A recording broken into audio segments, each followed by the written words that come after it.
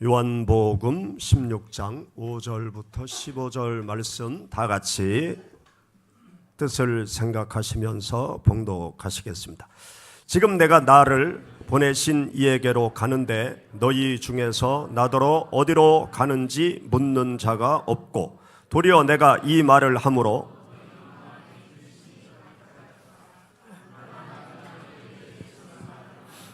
내가 떠나가는 것이 너희에게 유익이라. 내가 떠나가지 아니하면 보혜사가 너희에게로 오시지 아니할 것이요 가면 너희에게로 보내리니 그가 와서 죄에 대하여 의에 대하여 심판에 대하여 세상을 책망하시리라. 죄에 대하여라 함은 그들이 나를 믿지 아니하며 의에 대하여라 함은 내가 아버지께로 가니 너희가 다시 나를 보지 못함이요 심판에 대하여라 함은 이 세상 임금이 심판을 받았음이라. 내가 아직도 너희에게 이를 것이 많으나 지금은 너희가 감당하지 못하리라. 그러나 진리의 성령이 오시면 그가 너희를 모든 진리 가운데로 인도하시리니 그가 스스로 말하지 않고 오직 들은 것을 말하며 장래 일을 너희에게 알리시리라. 그가 내 영광을 나타내리니 내 것을 가지고 너희에게 알리겠음이라. 무릇 아버지께 있는 것은 다 내 것이라. 그러므로 내가 말하기를 그가 내 것을 가지고 너희에게 알리시리라 하였노라. 아멘. 새해 끝 시간 하나님께 찾아 나온 여러분들의 삶 가운데 하나님의 신령한 은혜의 축복이 임하시기를 축원합니다. 2016년 3월에 세계 바둑 대결이 있었습니다.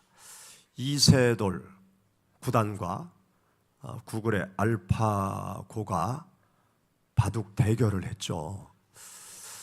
5판을 뛰었습니다. 그 중에 이세돌이 몇 번 이겼죠? 한 번. 4승 1패. 이세돌이 한 번 이기고, 그리고 알파고 인공지능이 4번을 이겼습니다. 그때 우리는 무엇을 알게 되었는가 하면 인공지능의 무한한 능력. 야, 인공지능이라는 것이 대단한 거구나. 그것을 전 세계 사람들과 함께 우리가 피부로 느끼게 되었습니다. 그 후 빌 게이츠가 23년도에 어떤 말을 했는가 하면 인공지능 시대가 열렸다. 그 말을 컴퓨터의 황제라고 말하는 빌 게이츠가 자기의 블로그에 기록을 했습니다. 인공지능 혁명 시대가 시작되었다. 최근 마이크로소프트사에서 생성형 인공지능 프로그램인 챗GPT를 공개했습니다. 챗GPT를 공개할 뿐만이 아니라 챗GPT의 소스, 그 코딩 소스까지 오픈을 했어요.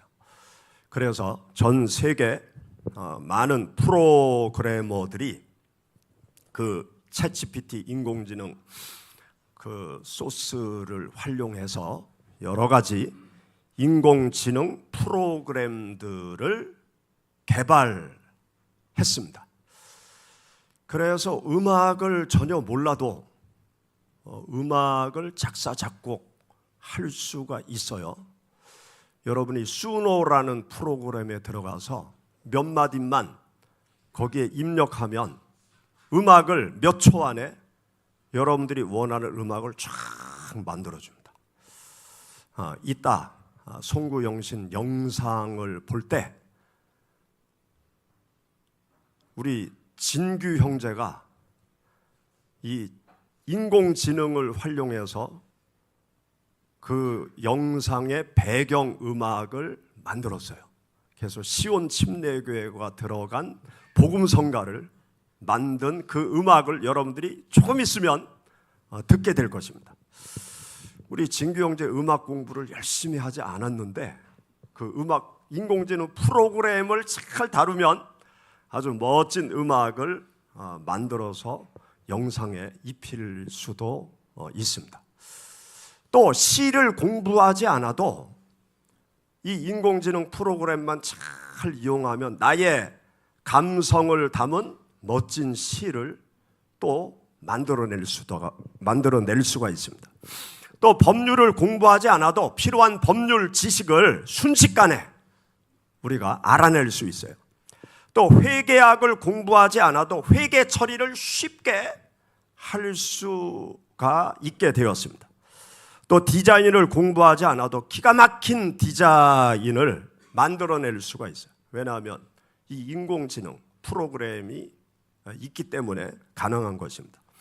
또 요즘 여행을 할 때 여행사를 통하지 않아도 몇 분 안에 내가 여행하고 싶은 지역의 여행 스케줄을 쫙 짤 수가 있습니다.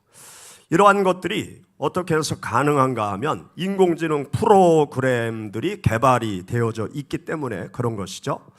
그래서 우리가 인공지능 프로그램만 잘 활용하면 나의 능력 이상의 세계를 내가 맛보면서 살아갈 수 있는 그런 시대가 열린 것입니다. 2026년 2026 트렌드라는 책이 있어요. 이 책에서 2026년을 상징하는 단어 하나를 딱 제시했습니다. 그 단어가 뭐냐? 켄타우로스. 그리스 신화에 나오는 켄타우로스라는 단어를 선택했어요. 26년이 어떤 해냐? 켄타우로스 같은 해다. 켄타우로스가 그리스 신화에 어떤 모습으로 나오는가 하면 상반신은 사람, 하반신은 달리는 말. 내년이 병오년, 말의 해잖아요. 말의 해. 그래서 하반신은 말이고 상반신은 사람. 그 켄타우로스라는 존재를 그 신화 속에 보면 이길 존재가 없어요. 빠르기는 말처럼 빠르고 그리고 똑똑하기는 사람처럼 똑똑한 거예요. 동물 중에 가장 빨리 가장 오랫동안 달릴 수 있는 동물이 말이라고 그러죠. 그리고 동물 중에 가장 지적인 능력이 뛰어난 존재가 사람이에요. 그래서 사람과 말이 합쳐진 켄타우로스, 바로 26년이 켄타우로스와 같은 시대, 그 시대가 우리들 앞에 열린다는 거죠. 오늘날 사람들이 말하는 켄타우로스 인간, 그 인간은 어떤 인간을 말하느냐? 우리 사람과 인공지능의 결합, 사람 플러스 인공지능이 결합되어진 그러한 존재, 그 존재가 켄타우로스 인간이라는 거예요. 26년부터 여러분들이 세상에 생존하고 또 여러분들의 삶을 발전적으로 이끌어 가기 위해서는 두 가지를 결합을 해야 돼요. 나와 인공지능하고 결합을 시켜야 됩니다. 인공지능을 멀리하면 도태되는 인간이 될 거예요. 인공지능을 잘 활용하면 생존을 지나서 성장 발전하는 그러한 지식인, 또 직업인, 사회인이 될 수 있을 것입니다. 인류 문명은 수많은 혁명을 거쳐서 지금까지 변화하고 발전해 왔습니다. 여러분들이 잘 아듯이 농업혁명을 통해서 인류 문명은 변화하고 발전했죠.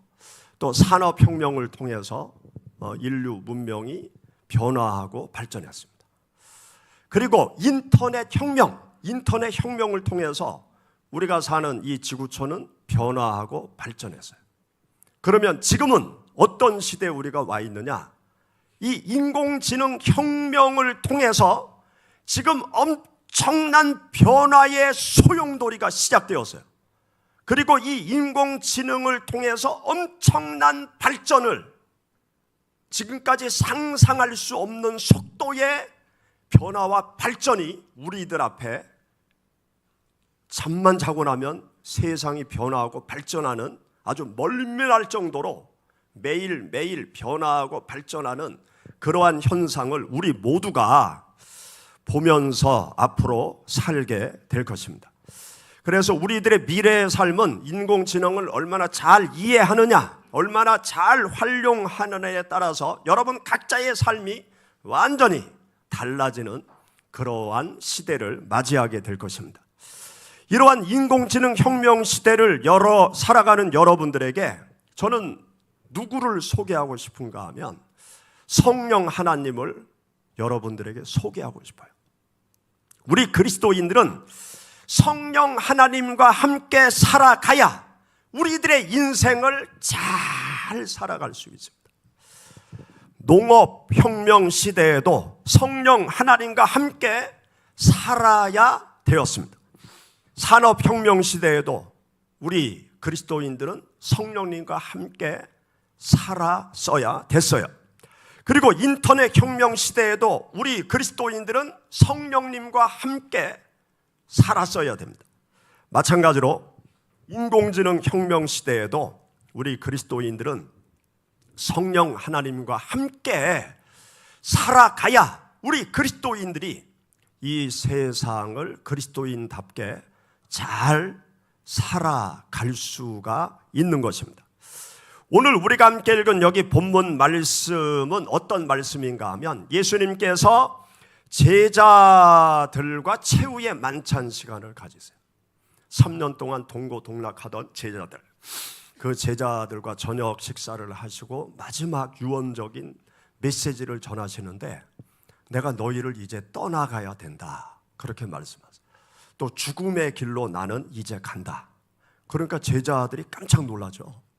3년 동안 예수님과 함께 동고동락하면서 예수님께서 행하시는 그 능력을 직접 자기들의 눈으로 목격하고 또 능력의 현장에 함께 있었고 또 주님의 능력을 온몸으로 체험하면서 제자들이 살았던 거죠. 그러면서 예수님을 많은 이스라엘 백성들이 왕으로 추대하려고 하는 그 분위기까지 다 알았어요. 제자들은 예수님과 함께 새로운 세상을 만들고자 하는 열망을 가지고 사실은 예수님을 따라다니고 있었던 것입니다. 그래서 머지않아 예수님께서 혁명을 일으키면 예수님과 함께 새로운 세상에서 새로운 정책을 펼치면서 인간다운 그런 나라를 세워볼 생각을 가지고 예수님을 따라왔거든요. 그런데 갑자기 예수님이 떠나신다는 거예요. 죽음의 길로 가신다는 거예요. 그러니까 제자들이 아주 두려움 속에 빠지고 근심 속에 빠지고 걱정 속에 빠지게 되죠. 그때 예수님께서 걱정하지 말아라, 근심하지 말아라, 두려워하지 말아라.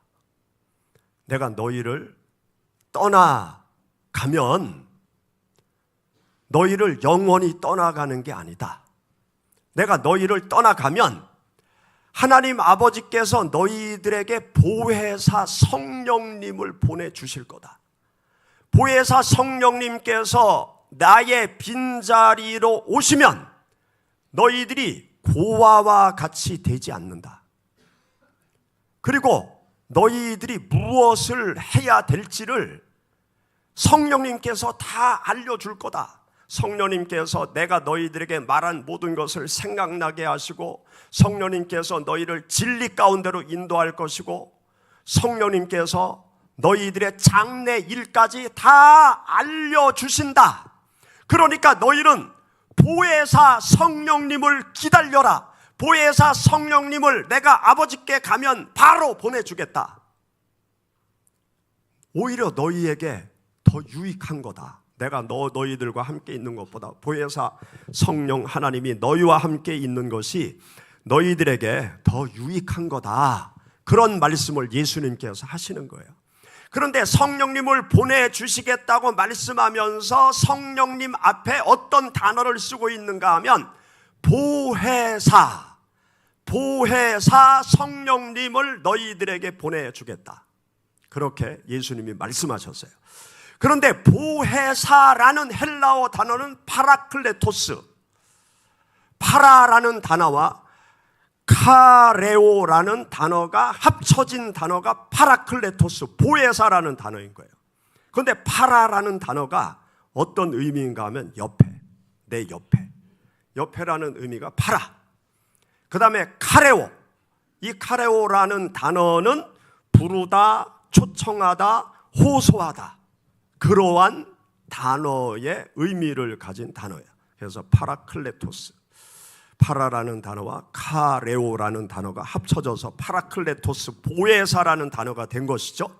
그래서 내 옆으로 와서 무엇인가 호소하고 알려주고 도와주는 그러한 존재를 말하는 것이 바로 보혜사라는 헬라어 단어의 의미인 것입니다. 제자들에게 보혜사 성령님이 오시면 너희는 더 이상 고아가 되지 않는다. 보혜사 성령님께서 제자들을 돌보아 주신다. 연약하고 능력이 없지만 보혜사 성령님께서 도와주신다는 거죠.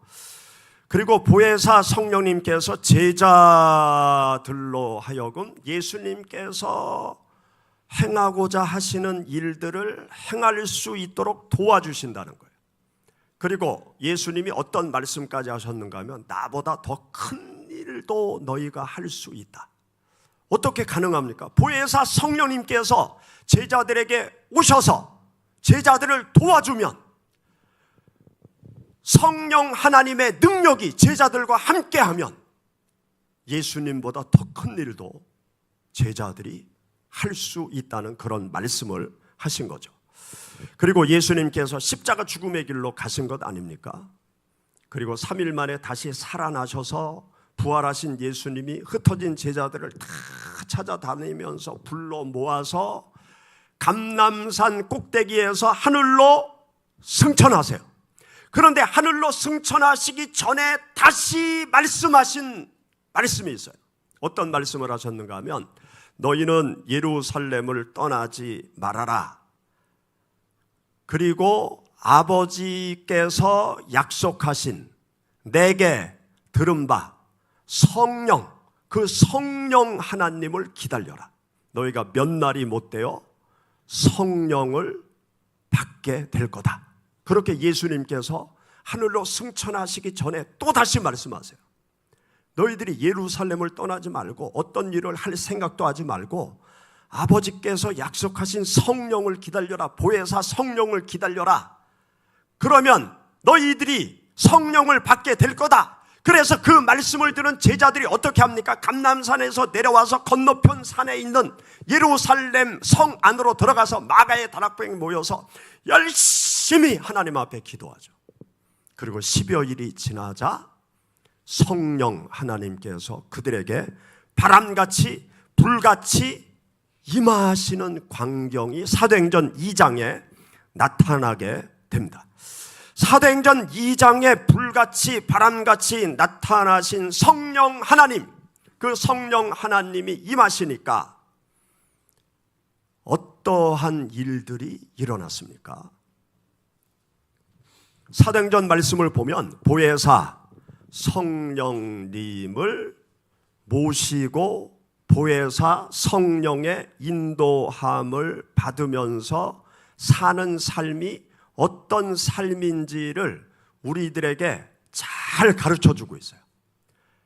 성령 하나님과 함께 살아가는 삶이 얼마나 놀라운 삶인가를 우리들에게 잘 가르쳐주고 있습니다. 사도행전은요, 초대교회 역사예요. 이 땅의 교회가 어떻게 탄생되었고 또 초기 기독교가 어떤 어려움 속에서 성장 발전해 갔는지 기독교 초창기의 역사를 기록해 놓은 것이 사도행전 말씀이에요.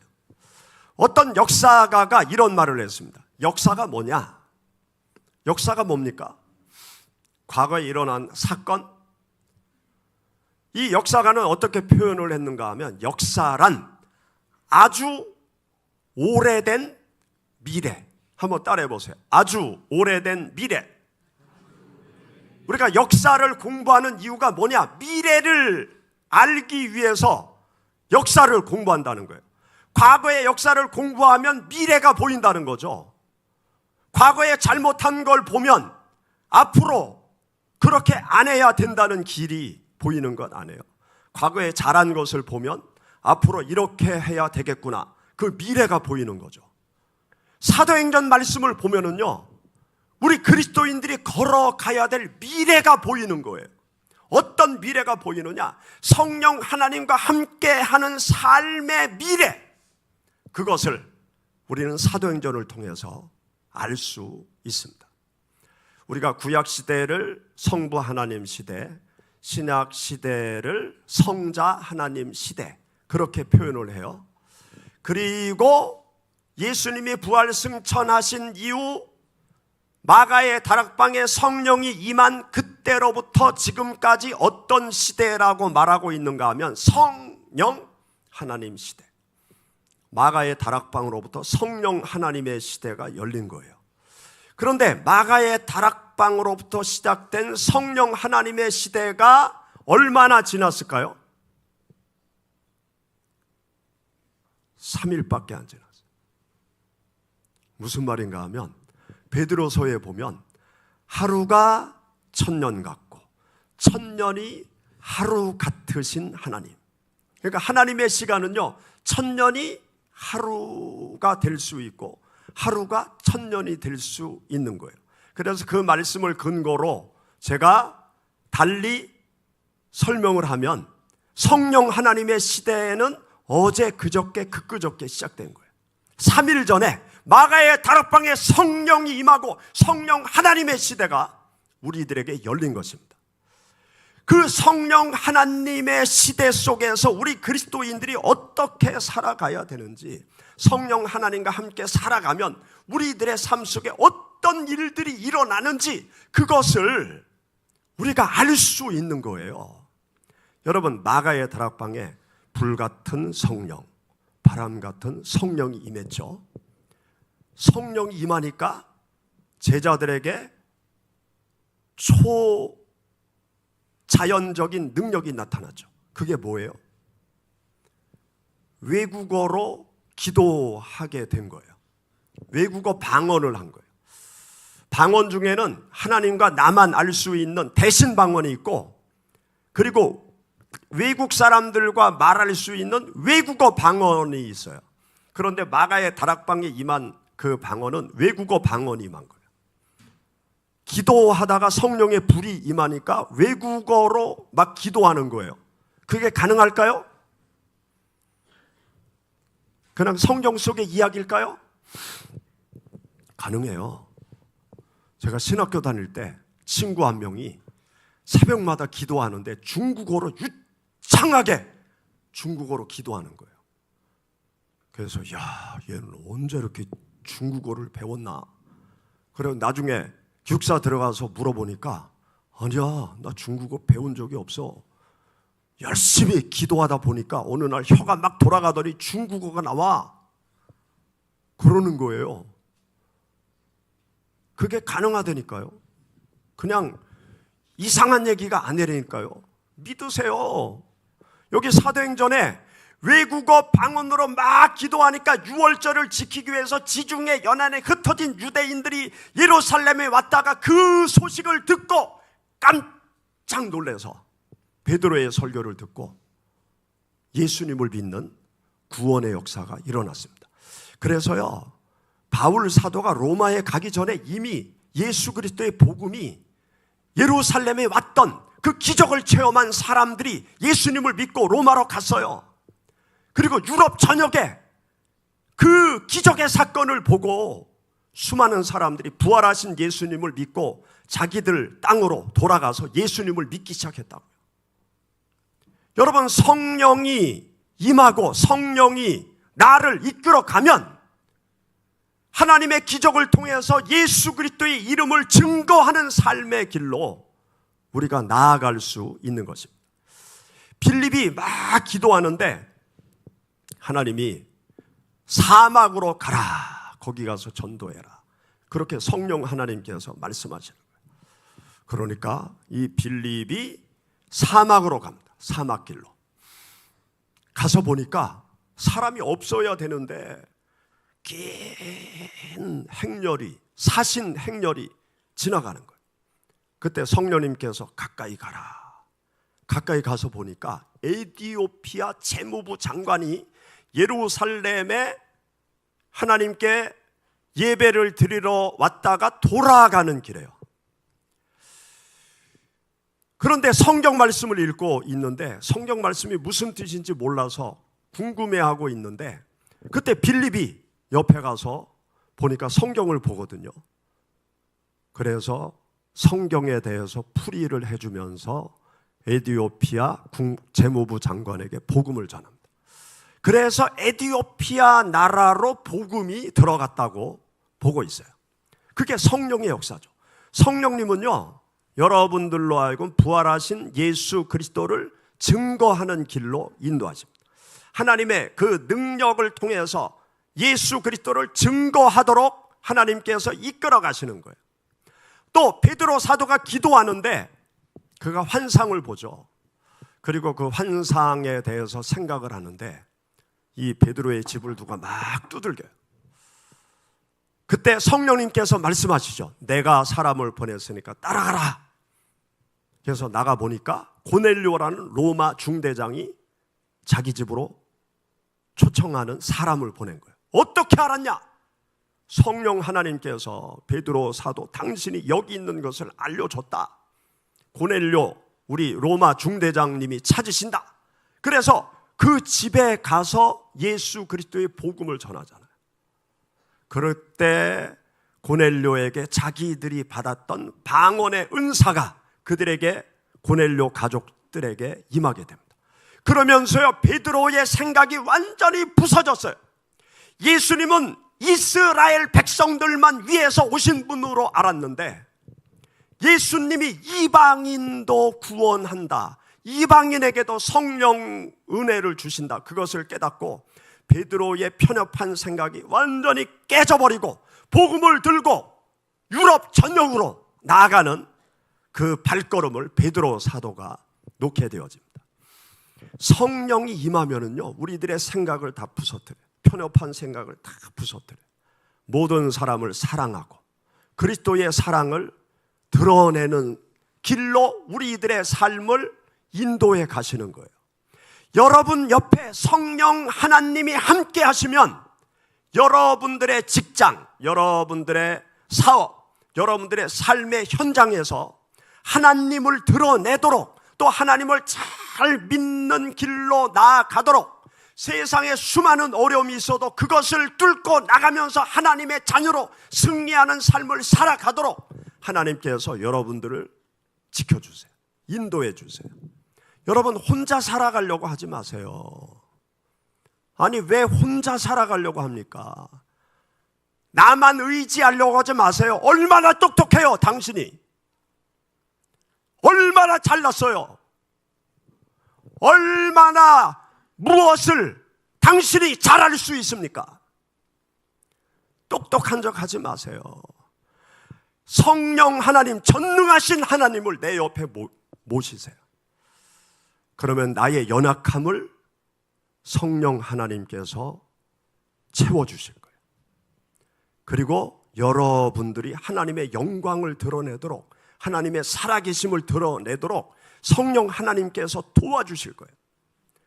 사업에도 도움을 주시고 연구할 때도 도움을 주시고 일할 때도 도움을 주셔서 하나님 믿는 자가 세상에서 존중받도록, 그래서 하나님의 이름을 드러내도록 하나님께서 여러분들을 도와주실 거예요. 성령 하나님, 그분은 전능하신 하나님이세요. 나와 함께 하고자 하시는 성령 하나님, 그분은 천지와 만물을 창조하신 하나님이시라고요. 그분의 능력을 믿으세요. 여러분 인공지능을 의존해야 미래 시대에 성공할 수 있다고들 얘기한단 말이죠. 그런데 우리 그리스도인은 이 미래 시대에 성공적이고 승리하는 믿음의 삶의 길을 걸어가기 위해서는 인공지능보다 더 뛰어난 전능하신 성령 하나님, 그분과 함께 그분의 인도하심을 따라가면 여러분들은 미래 시대에도 주님의 빛을 드러내면서 세상 사람들 앞에 하나님의 이름을 드러내면서 존중을 받으면서 승리하는 믿음의 삶의 길을 걸어가게 될 줄 믿습니다. 우리 잠시 하나님 앞에 기도드리겠습니다.